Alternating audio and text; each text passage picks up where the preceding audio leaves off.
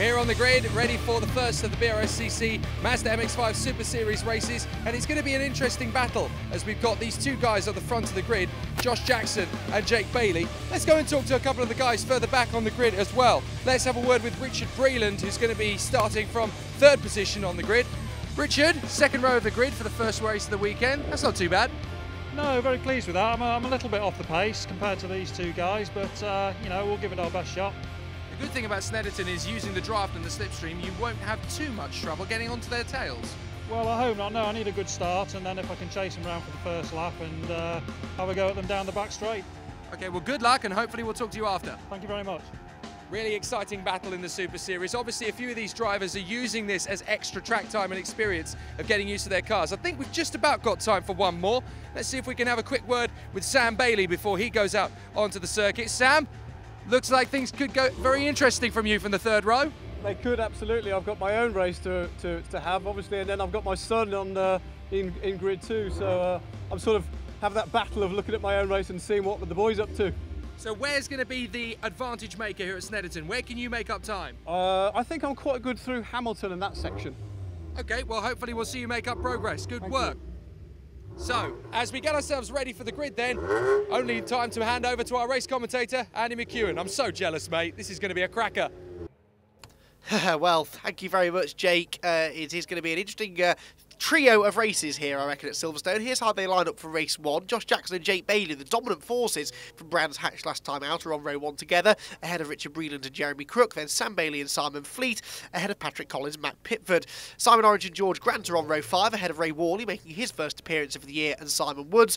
Then Russ Lindsay and Jim Hart. Liz Walton makes her debut, with James Kell excluded from qualifying for being underweight. Well, it is a beautifully mild and sunny day here at Snetterton.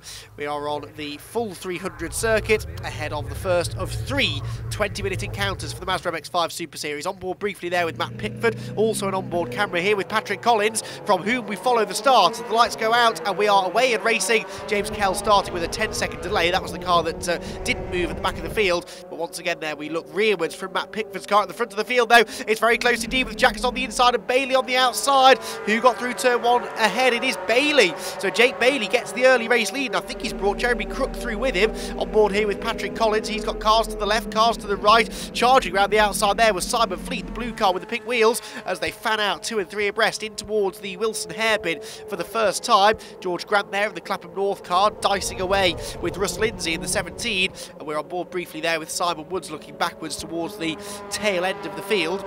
Down towards the left-hander at Palmer's then, and then in towards the next of the several good overtaking opportunities on this circuit, the left-hand hairpin at Agostini, and trying now to begin the fight back is pole sitter Josh Jackson, looking to the inside there of Jeremy Crook for second place. Did he make that one stick? We'll have to pick them up on the exit of the corner to find out.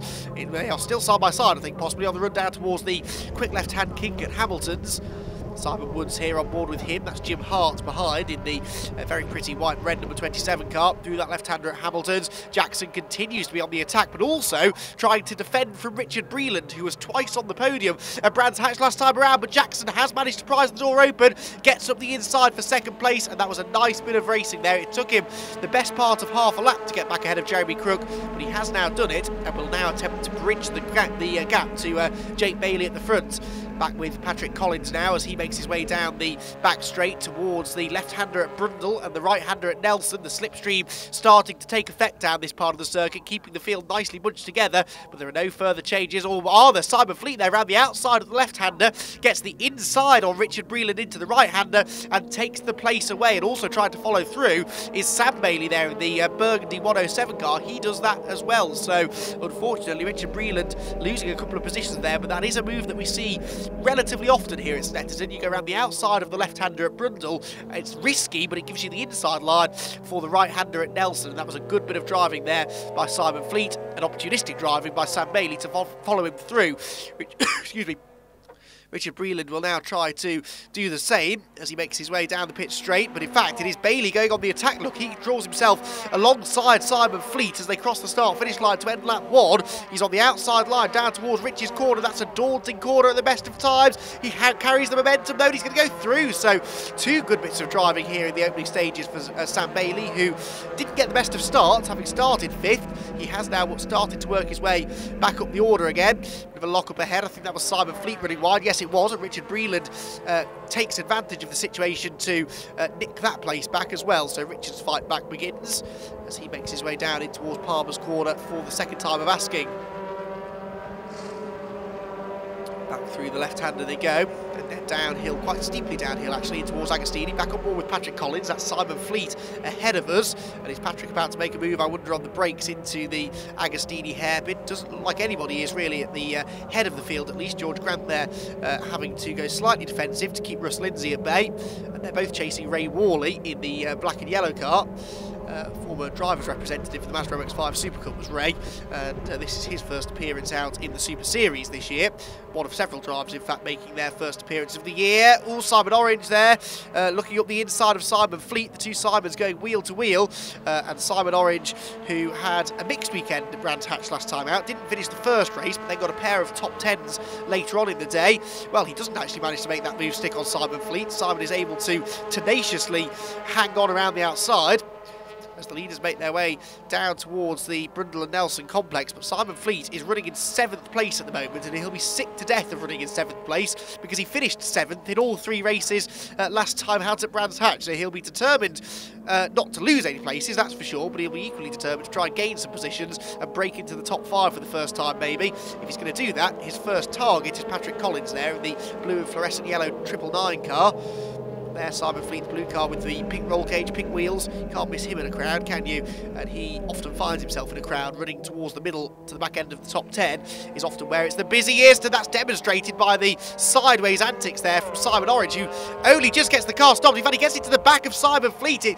Simon didn't really look like he was completely in control all the way through the right-hander at Coram there, and by the time they arrived down at Murray's corner, indeed, he couldn't get the car stopped. Tags the back of Fleet's car. Thankfully, Fleet does not rotate, and in fact, it costs Simon Orange a position because Matt Pickford drives up alongside, and he will take over on his 8th position on the run down in towards Rich's this time around. 8th place would equal Matt's best finish from Brands Hatch. He had an 8th in race 1, but then the weekend deteriorated. He missed out on the top 10 in race 2, and then didn't finish race 3, and now he locks up the brakes heavily. Both front brakes locked there in towards Wilson Hairpin. He hangs on to the place though. This is for the race lead, and so Jake Bailey has now been reeled in by Josh Jackson. Josh was a double race victor last time out at Brands Hatch. The only race he didn't win was race 3, and it was Jake Bailey who won that, so it's likely that these are going to be the 2 form men in the early part of the season. Remember, there are no championship points on offer for this. It is a series of races, so they don't have to worry too much about being careful as far as scoring points are concerned. Of course, they don't want to have any contact and damage their cars, but for Josh Jackson, there's absolutely no reason for him to settle for second here. It's not like he's having to bag the points and think about winning a championship, so he may as well go for this. Similarly, though, Jake Bailey will want to get his elbows out and keep hold of the position if possible. There's no doubt that Jackson has been able to reel him in fairly rapidly in the early part of this race after making a slightly sluggish start, and he's in the slipstream now down the back straight. He pulls to the left-hand side. That gives him the inside line down towards Brundle, but remember, we've seen drivers hang on around the outside through the left to get the inside for the right. Can Jake Bailey do that, or has Josh Jackson got the overlap? Jake's going to try. He's on the dirty side of the road, but if he can hold on, he will be able to hold on to the race lead now. Through does go Josh Jackson, and so Josh now, normal service resumed for him. He's back at the front of the field. Further back, Patrick Collins has got Simon Fleet trying to get this 6th place away, and again, Simon, he's done that twice now, hasn't he? It goes around the outside at Brundle, inside at Nelson, but this time uses a bit of force to usher Patrick Collins out to the edge of the track, and so Patrick will lose another place. At the head of the field though, oh, Jake Bailey hasn't actually given up hopes of snatching the race lead away, of course, because of all of the long straights here and the wide open spaces at Snetterton. The slipstream really does take effect around here, and that means that it's potentially quite difficult to pull any sort of a gap over the car behind, because they just sit in that hole in the air. And that gives them extra straight line speed. And so even though Jake Bailey didn't get a great exit from the final corner there, by the time we rejoin them down at Rich's, the next corner, he's right back onto the coattails of the race leader. The rest of the field streaming through. back with the race leaders. Josh Jackson is having to defend here in towards the Wilson hairpin. And Jake Bailey is not going to go away without a fight. Patrick Collins trying now to regroup after he lost that place to Simon Fleet, and then Simon Orange also picked his way through. Simon Orange in the black and appropriately enough orange car in front of us. Oh, Patrick Collins very sideways on the power. These are rear-wheel drive cars, of course, not the most powerful things in the world, but there's enough power to hang the tail out on the throttle. A few there of Richard Breland dicing away. He's running in 4th place now after he got rather shuffled out of position on the opening lap. But as the leaders make their way out of Agostini back towards Hamilton's, the plan here for Jake Bailey, you'd have to assume, is to just stay close enough behind so that he gets the slipstream down the back straight, and maybe he could do to Jackson what Jackson did to him a lap ago. Leaders back out of the midfield scraps, excuse me, back out of Agostini. This is Matt Pickford with Russ Lindsay, the blue car with white stripes and the yellow wing mirrors in behind. Avoid that tyre stack on the inside at Hamilton's. That could do quite a lot of damage to a racing car. As Richard Breland, he's now back behind Sam Bailey. So the last time we saw him, he was ahead of Sam, but now Sam has managed to take 4th place back. So it's been a very entertaining battle, this, hasn't it, for the 3rd position. No, 4th position, was right the first time. They're both running in this trio of cars that are fighting over the bottom step of the podium. And it is Jeremy Crook who at the moment hangs on to that position in 3rd. Then it is Sam Bailey 4th there, the Burgundy car, who is very out of shape as he took a bit too much curb there through Nelson. That lost him traction on the exit of the corner, but thankfully for him, the next 2 corners not really overtaking opportunities. Certainly the bomb hole isn't, whilst Coram, this long right-hander, is not an overtaking opportunity. You can use it to build up a potential overtake into the final turn at Murray's, but I don't think any of these 3 are likely to chase position, although, having said that, Jeremy Crook running wide will have excited Sam Bailey, and he now gets a much better exit from the final turn, and he'll be sensing a chance maybe to attack down towards Rich's corner there, nose to tail as they flash across the start-finish line. Someone is being shown the black and white driving standards flag. That will presumably be for exceeding the track limits, but as they head up towards the first corner, Sam Bailey thought about going around the outside of Jeremy Crook there, decided that was fraught with danger, and so then cut back to a late apex, but that lost him momentum, and so Richard Breland tries to get up the inside in towards the right-hander at Wilson, to no avail. But that's a very entertaining 3-way fight for 3rd place. This is an equally entertaining battle for the race lead, though. Josh Jackson still can't shake off the attentions of Jake Bailey. We are now into the second half of this 20-minute race. All of the Mazda MX-5 Super Series races 20 minutes in duration, and Josh Jackson finding now that although he was capable of lapping the best part of a second a lap quicker when he was chasing Jake Bailey, he now really can't escape. Ray Worley there, we check in with in car number 40. He's got a very sideways Jim Hart behind him. A few drivers just flirting with the limit of adhesion here, aren't they, as they try to carry as much mid-corner speed as possible. It is a very technical circuit, the Snetterton 300 circuit. When they built this infield section several years ago, it really did change the feel of the track. It was no longer simply a horsepower circuit, it was actually more about having a good chassis and a good feel through the corners. But if you push a little bit too hard, it will lose your momentum through the next handful of corners. Leaders back down into Brundle and Nelson. This is one of the few remaining original parts of the circuit. Back out of the right-hander there, out over the curb. Bailey, although he's staying within the slipstream, doesn't really seem to be able to get close enough to mount a real challenge. The same can't be said for Patrick Collins, though, because he is mounting a real challenge to go ahead of Simon Orange, and I think he managed to find room to go through, yes, around the outside into Brundle, but really he had that move made before they hit the brakes. Leaders are back down at Murray's once more.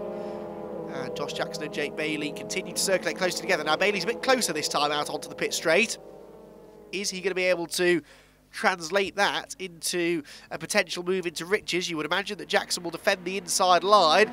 Bailey a car length behind at most as they streak down towards turn 1. Has a little jink to the inside, but I think he decided he wasn't really close enough. But he looks like he's feeling quite racy here. Gets a good run out of the first corner. And Jackson, I think, was moving across to defend there. The rest of the field streaks through. Still that black and white warning flag being hung out for somebody. But I don't know which driver it is. Someone within the midfield, I think. As the leaders turn their way into Palmer's once again. And every lap that goes by, they are lost opportunities for Jake Bailey to try and take this race lead back. Down into Agostini. Is he close enough to have a dive on the brakes? Jackson is usually pretty good on the brakes, and Bailey knows that. These two really do seem very evenly matched, though, don't they? So I think that over the course of the year, if both of them turn up at every meeting, then I think we're in for some really good racing between the two of them. Both of them will be using this as potential testing ahead of future Mazda MX-5 Super Cup rounds, and perhaps looking to challenge for that championship next year. But this is a great opportunity with the Super Series to get some extra track time ahead of maybe some Super Cup rounds, or perhaps if you're relatively new to Mazda MX-5 racing, use this as a bit of a feeder series almost into the main championship. Back down the back straight they go, the Bentley straight this is, and into the left-hander at Brundle underneath the iconic Snetterton Bridge. But still, there is no way through for Jake Bailey. It's fair to say he isn't overly harassing Jackson, though, so you do wonder whether maybe there's some sort of a plan forming here in the head of Jake Bailey. Maybe a youngster, but he still knows what he's doing. He's a very intelligent racer, and maybe he's thinking, if he goes through now and retakes the lead, all that's going to achieve is he's going to give the slipstream effect then to Josh Jackson, who'll probably just drive straight past him again. So maybe Jake is thinking, I'll leave this till the last lap and not give Josh any chance to come back at me, because he's certainly been close enough on a few occasions now, I would have thought, to pull out and make a move, but has elected not to. Down across the start-finish line they go. He's even closer this time than he was a lap ago. But Josh Jackson, again, doesn't really feel the need to defend into riches. So maybe Josh has figured out that Bailey isn't going to attack just yet. The rest of the field come through. There is Sam Bailey, Richard Breland. They're dropping Jeremy Crook slightly now in 5th. Simon Fleet there, the Olympic car, is 6th. And then Patrick Collins still 7th, ahead of Simon Orange in 8th. Then side by side for 9th, that's George Grant on the inside. And Matt Pitford going around the outside there, the P1 Performance Limited car. He's got an overlap into the corner, but it's the wrong side of the road. George Grant will try to hang on the inside. Good stuff there from Pickford, though. He left him room, ran right round the outside of the corner and actually gained himself momentum anyway. So George Grant not able to hold on to the position. Simon Orange and Patrick Collins are side by side here. Simon Orange trying to take this position away, wheel to wheel. And again, this is what we see so often here at Snetterton on the 300 circuit. You have the inside for one corner, but that then becomes the outside for the next corner. And so Patrick Collins, at most other circuits, would have had the job done there, but because the next corner was a left-hander at Palmer's, he wasn't able to hang on. Matt Pickford, is he going to be able to hang on from George Grant? I wonder who's weaving this way and that in the slipstream down towards Agostini. Looks to the inside, he's a bit later on the brakes. He gets to the apex first, does he? Yes, and George Grant will go through. So that was a good move, several corners in the making. But George Grant does go through, and then sideways, Russ Lindsay behind them. Out of Agostini, very nearly found himself heading back towards the infield grass there, but thankfully managed to hang on to it. He's a bit wayward again, though, through the left-hander at Palmer's. Of course, all of the cars run on treaded race tyres, but it is possible to overheat them, especially on a pretty warm day such as this one. If you start really sliding the rear of the car around excessively, the rear tyres will get a bit too hot, and they don't really work very well when they're too hot, and that leads to more sliding, which leads to increased tyre temperature. It's a vicious circle, so you have got to try and manage those rear tyres. You've got the long straights on which you can take a little bit easy on the tyres, but it is a busy and demanding circuit, particularly that infield portion of the track. An awful lot of corners coming at you in a short space of time, and it can work the tyres and work the drivers quite hard on a warm day such as this one. Pickford, again, as has been the story of the race really, when a driver is overtaken, they tend to stay on the tail of the car that just did the overtake, and indeed Matt Pitford looks to the inside into Coram. That's an unusual place to try and launch an attack. George Grant was always going to come across to a late apex, but he does feel the need to just drift a bit wide there on the exit of the right-hander to get the inside for Murray's. They're both a bit sideways at the apex, but Pickford is a bit more quicker going sideways and draws himself alongside once again. So exactly as we saw a lap ago, they are side by side across the start-finish line, with the left-hand side being taken by George Grant and the right-hand side taken by Matt Pickford. We are on to the last lap of the race, though. We're seeing a 5-second board there being hung out as well, which I believe is for car number 67, Simon Orange. But this battle is now not just a two-way fight between George Grant and Matt Pickford, but Russ Lindsay wants to join in the fun as well, and he's now at the inside of Pickford, heading in towards the Wilson hairpin, and he will move through. So Jackson, provided he doesn't run too wide on the exit, which he doesn't, he has just been able to pick up a position. He's got now just under a lap to try and get one more at the expense of George George Grant. Into Palmer's they go, through the deceptively quick left-hander, but it's over the crest of a hill, so the car goes light and wants to run out to the edge of the track. That's why we see quite a few wayward moments on the exit of that corner. Down into the left-hander in Agostini. And this little group of cars getting bigger and bigger, actually, because the 101 car there of Simon Woods and Ray Worley are getting closer. I don't think they've quite got time to make it a 5-way scrap, but they are getting closer as the 3 cars in front start to trip over each other. Back through the left at Hamilton's, into the right at Palmer's. Matt Pickford looking for another solid top 10 result as he builds up the start of his season. Has he got time? Has he got the speed to find a way back ahead of Russ Lindsay? They were both, again, a bit tail-happy coming through the right-hander of Williams onto the Bentley straight. Up ahead of them, look, Patrick Collins and Simon Orange are running almost side by side as Simon tries that outside-inside move at Brundle and Nelson. It doesn't quite work, though. And so Patrick Collins, I think, is going to be able to hang on as they make their way down into the quick right-handers at the Bomb Hole and Coram. Simon Orange unlikely to find a way through either of those turns. Back with Matt Pickford as he heads through the bomb hole again. And in fact, Simon Orange is trying to get up the inside here down towards the final turn, but that becomes the outside line for the final turn. Oh no! George Grant and Russ Lindsay have come together at the right-hander at Coram. So drama there late in the going for George Grant and Russ Lindsay. I don't know what happened there. We only saw that from on board with Matt Pickford, but Matt has been able to gain 2 places out of that one. Strangely, we are seeing the last lap board again being shown to the drivers, so we are going to get another lap out of this one by the looks of it. So one more chance maybe for a few more positions to change. More motorsport car there. Ray Worley works his way through. Heads down towards the right-hander at Wilson. These are the race leaders, though, and as you can see, Josh Jackson has, throughout the last third of this race, just been able to eke out an advantage over Jake Bailey. Good racing, though, between the two of them earlier on, and Jake did well to hang on to Jackson. I don't know whether maybe Jake's had a bit of a moment somewhere and run out a bit wide or locked up, or perhaps just tried to look after the tyres towards the end of the race. But either way, it looks as though Josh Jackson is going to be able to use that to his advantage to pull away and win the race. It's been not quite as simple as he might have liked, though, after getting boxed out and down to 3rd position at the first corner.